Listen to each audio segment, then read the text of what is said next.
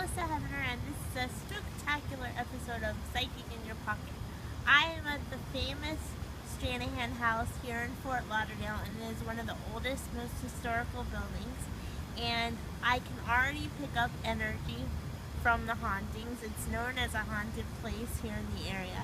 And it's a beautiful setting here with lots of energy, but I know that somebody died over there already. I can feel the energy. And also, I have a drink here, and it's kind of hard to swallow, so I feel like someone died either with like the breaking of the neck or strain on the neck, and definitely over in that area. Then over here at the front of the house, there's actually a woman in spirit. She's watching the door before anyone comes in, and I haven't had the tour yet, so I don't know the story, but this is what I'm feeling. And it may have even been 2 people that died in that area, but there's lots of energy in this space. Okay, go ahead and say it again.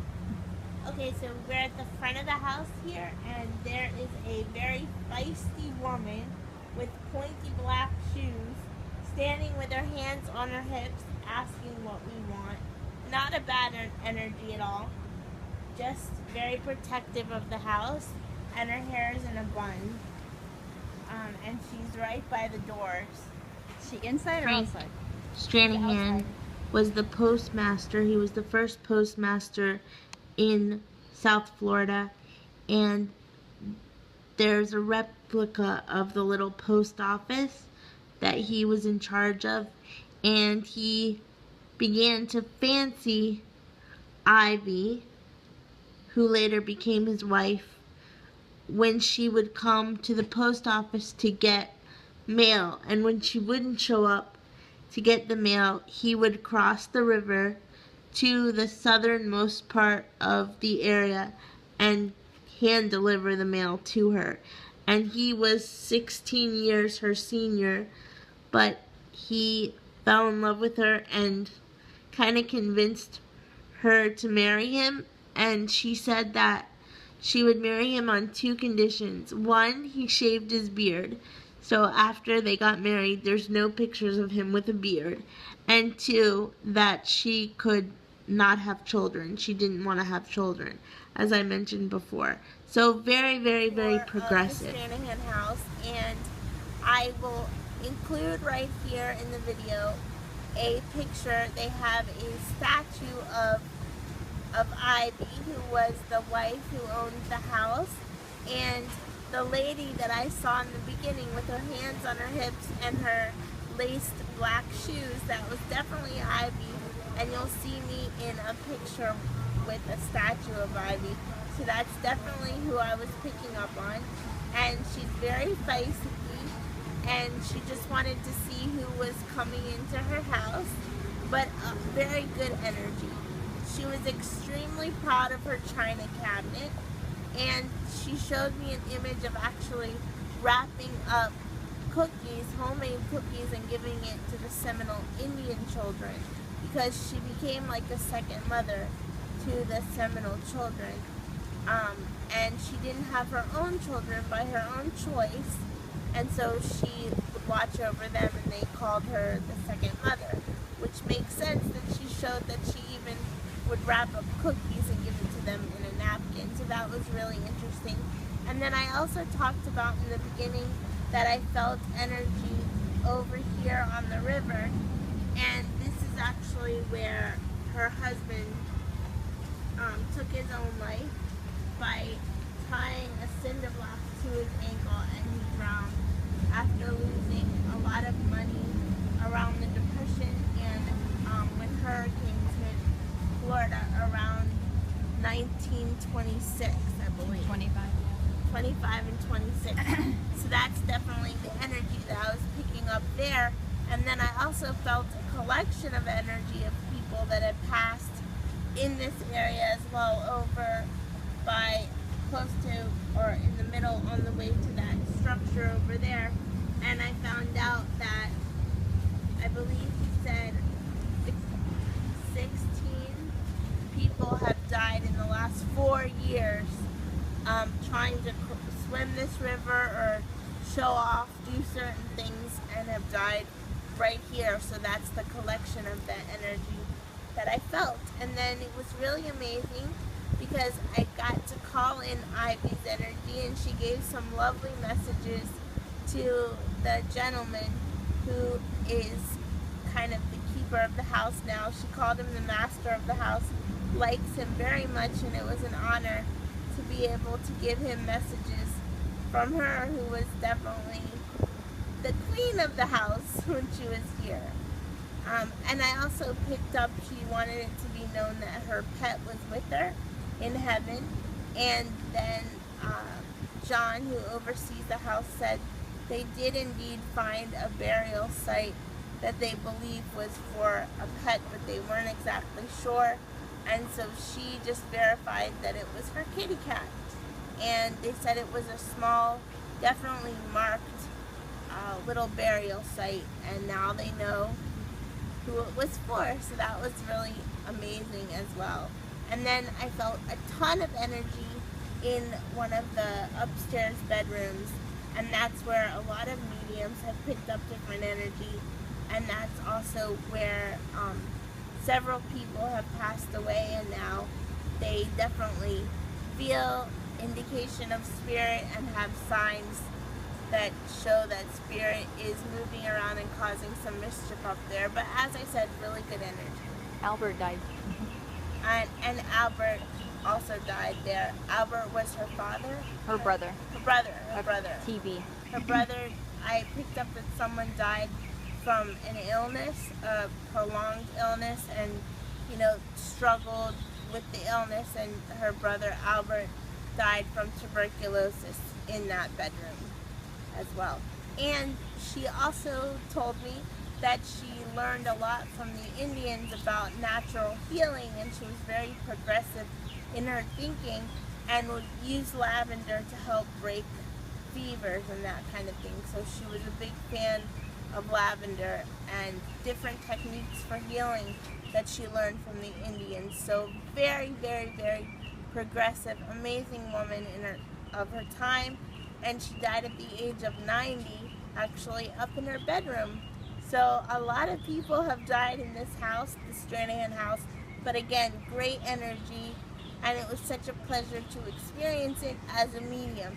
So I hope you guys enjoyed this spooktacular version of Psychic in Your Pocket. And until next time, love, light, and blessings. Bye!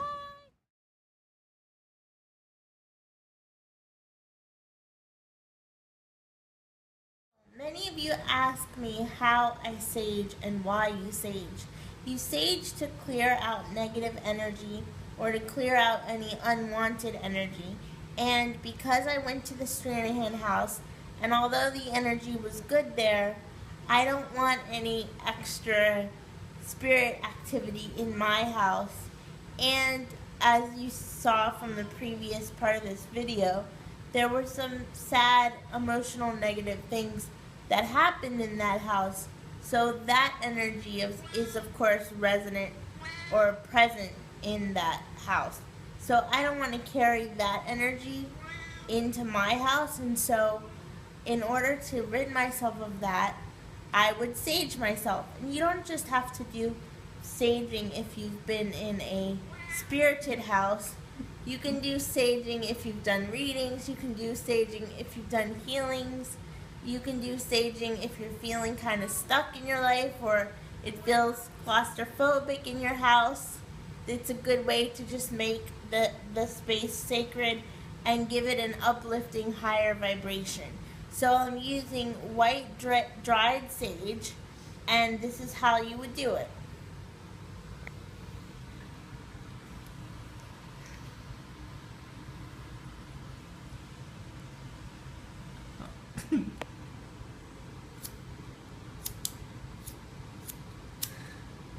So you light it,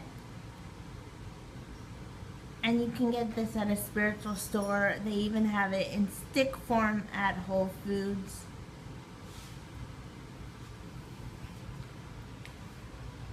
Sage yourself before you sage your home. So you put it all the way around you.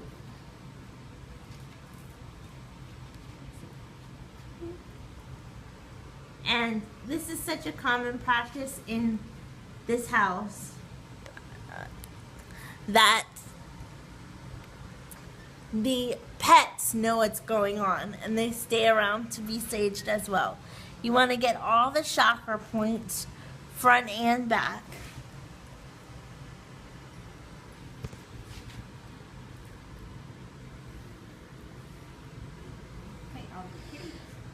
And then you sage your pets as well, because they can see energy.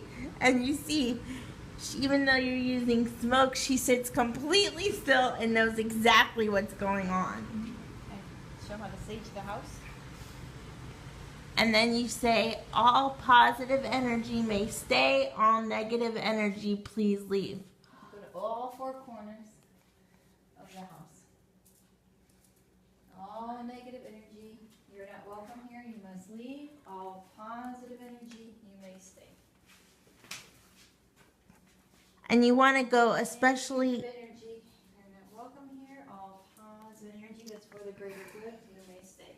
You want to go into all corners. You want to make sure to do the closets, because negative the entire house, going into all the corners and particularly the closets, because energy loves to collect in closed spaces, and say all positive energy may stay, all negative energy that's not for the highest good please leave. Then you open the front door, let the energy out, and you do that throughout the whole house or your whole apartment, whatever you have, and open the back door and let the energy go out. So that's how you would sage your space, sage yourself, and sage your pets. It will dramatically change the energy in your living space or any space where you do it. In my office space, I would do it almost regularly after each client would leave, so that there's fresh, sacred energy to do the next reading in. So I hope you guys enjoyed this spooktacular version of Psychic in Your Pocket. I loved sharing it with you. I love what I do, and it was a fantastic day. Until next time, love, light, and blessings. Bye! You know, today I went to the Stranahan House and did a bit of ghost hunting. So I also wanted to show, besides saging myself afterwards, this is the protection that I had on to do that work. I wore this bracelet, which was tiger's eye for protection. It has the red butterflies for the root chakra and grounding, to ground and be able to process the energy.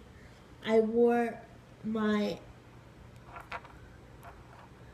special amethyst from South Africa that's really good for intuition and for connecting to your spirit guides. But my spirit guide was with me the whole time. Her name's Robin. And then I wore this bracelet here that was handmade for me.